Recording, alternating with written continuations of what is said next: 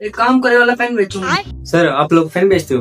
अरे पेन नहीं बेचते, तुम बेचो। मगर क्यों? खराब है सर। अरे खराब नहीं है, मैं तुम्हारी स्किल चेक करनी है। ओह आइए चलिए सर फिर बेच के आते हैं। अरे यार यही बेचो, मुझे बेचो। यहीं बेचूं? आपको बेचूं?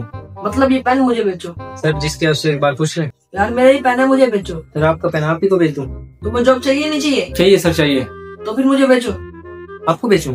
नहीं नहीं, मुझे नहीं, इस पेन को बेचो। अच्छा पेन है सर, खरीद लें। नहीं चाहिए। फिर मैं रख लूं? तुम्हें जॉब चाहिए नहीं चाहिए? चाहिए सर चाहिए। तो फिर मुझे बेचो। आपको बेचूं? मेरा मतलब इस पेन को बेचो। खरीद लें फिर। नहीं चाहिए। तो फिर मैं रख लूं सर? मेरा मतलब ये वाला पेन मुझे बेचो। मुझे इसके लिए कन्विंस करो, इसके फायदे बताओ। अच्छा पेन है सर, खूबसूरत पेन है, आपके पास होना चाहिए। नहीं चाहिए। फिर मैं रख लूं? ये भगवान क्या जुल्म है।